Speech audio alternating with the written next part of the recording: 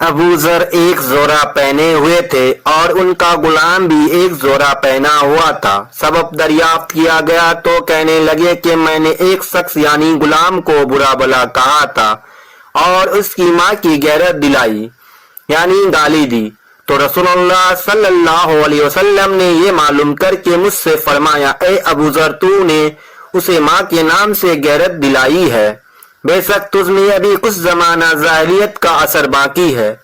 یاد رکھو ماتحت لوگ تمہارے بھائی ہیں، اللہ نے اپنی کسی مصلحت کی بنا پر انہوں نے تمہارے قبضے میں دے رکھا ہے، تو جس کے ماتحت اس کا کوئی بھائی ہو تو اس کو بھی وہی کھلائیں جو آپ کھاتا ہے اور وہی کپڑا اسے پہنائیں جو آپ پہنتا ہے، اور ان کو اتنے کام کی تکلیف نہ دو کہ ان کے لیے مشکل ہو جائے، اور اگر کوئی سخت کام ڈالو تو خود بھی ان کی مدد کرو۔ صحیح بخاری حدیث نمبر 31۔ جب سورہ انعام کی یہ آیت اتری، جو لوگ ایمان لائے اور انہوں نے اپنے ایمان گناہوں کی آمیزش نہیں کی، تو آپ صلی اللہ علیہ وسلم کے اصحاب نے کہا، یا رسول اللہ، یا تو بہت ہی مشکل ہے، ہم میں کون ایسا ہے جس نے گناہ نہیں کیا؟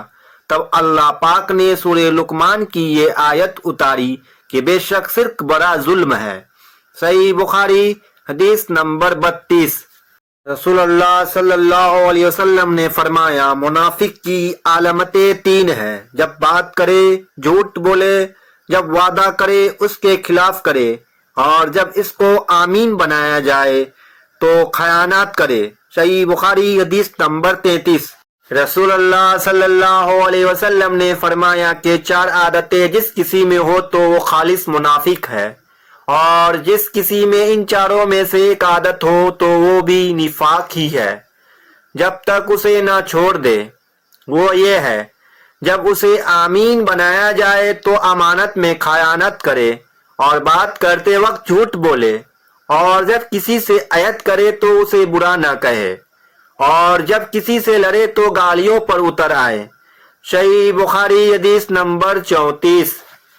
رسول اللہ صلی اللہ علیہ وسلم نے فرمایا، جو شخص بے قدر ایمان کے ساتھ محض ثواب آخرت کے لیے ذکر عبادت میں گزارے، اس کے گزشتہ گناہ بخش دیے جاتے ہیں۔ صحیح بخاری حدیث نمبر 35۔ رسول اللہ صلی اللہ علیہ وسلم نے فرمایا کہ جو شخص اللہ کی راہ میں جہاد کے لیے نکلا، اللہ اس کا ضامن ہو گیا۔ اللہ تعالیٰ فرماتے ہیں، اس کو میری ذات پر یقین اور میرے پیغمبروں کی تصدیق نے اس سرفروشی کے لیے گھر سے نکالا ہے، میں اس بات کا شامل ہوں، یا تو اس کو واپس کر دو ثواب اور مال غنیمت کے ساتھ، یا شہید ہونے کے بعد جنت میں داخل کر دو۔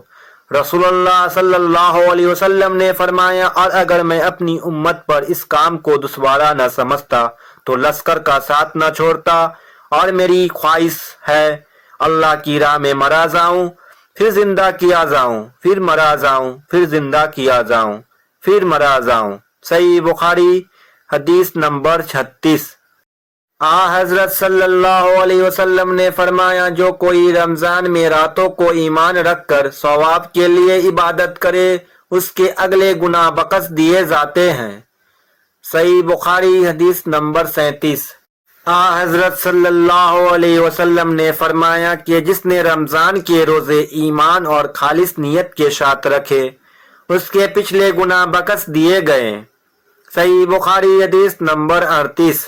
حضرت صلی اللہ علیہ وسلم نے فرمایا، بے شک دین آسان ہے، اور جو شخص دین میں سختی اختیار کرے گا تو دین اس پر غالب آ جائے گا اور اس کی سختی نہ چل سکے گی، بس اس لیے اپنے اعمال میں پختگی اختیار کرو، اور جہاں تک ممکن ہو میانہ روی پر دو، اور خوش ہو جاؤ کہ اس طرز سے عمل سے تم کو دورین کے فوائد حاصل ہوں گے، اور صبح اور دوپہر اور شام اور کسی قدر رات میں عبادت سے مدد حاصل کرو۔ نماز 5 وقت بھی مراد ہو سکتی ہے کہ پابندی سے ادا کرو۔ صحیح بخاری حدیث نمبر 39۔ رسول اللہ صلی اللہ علیہ وسلم جب مدینہ تشریف لائے تو پہلے اپنے ننیال اترے جو انصار تھے، اور وہاں آپ نے 16 یا 17 ماں بیت اللہ مقدس کی طرف منہ کر کے نماز پڑھی، اور آپ کی خواہش تھی کہ آپ قبلہ بیت اللہ کی طرف ہو۔ جب بیت اللہ کی طرف نماز پڑھنے کا حکم ہو گیا تو سب سے پہلی نماز جو آپ نے بیت اللہ کی طرف پڑھی عصر کی نماز تھی۔ وہاں آپ صلی اللہ علیہ وسلم کے ساتھ لوگوں نے بھی نماز پڑھی۔ پھر آپ کے ساتھ نماز پڑھنے والوں سے ایک آدمی نکلا اور اس کا مسجد بنی حارث کی طرف گزر ہوا تو وہ لوگ رکوع میں تھے۔ وہ بولا کہ میں اللہ کی گواہی دیتا ہوں کہ میں نے رسول اللہ صلی اللہ علیہ وسلم کے ساتھ مکی کی طرف منہ کر کے نماز پڑھی۔ یہ سن کر وہ لوگ اسی حال میں بیت اللہ کی طرف گھوم گئے، اور جب رسول اللہ صلی اللہ علیہ وسلم بیت اللہ مقدس کی طرف منہ کر کے نماز پڑھا کرتے تھے، یہودیوں اور عیسائی خوش ہوتے تھے، مگر جب آپ نے بیت اللہ کی طرف منہ پھیر لیا تو انہیں یہ امر ناگوار ہوا۔ زہیر ایک راوی کہتے ہیں کہ ہم سے ابو اسحاق برا سے یہ حدیث نقل کی ہے کہ قبلہ کی تبدیلی سے پہلے کچھ مسلمان انتقال کر چکے تھے تو ہمیں یہ معلوم نہ ہو سکا انہیں کی نمازوں کے بارے میں کیا کہیں۔ تب اللہ نے یہ آیت نازل کی، وما کان اللہ لیضیع ایمانکم، سورہ بقرہ آیت نمبر 143، صحیح بخاری حدیث نمبر 40۔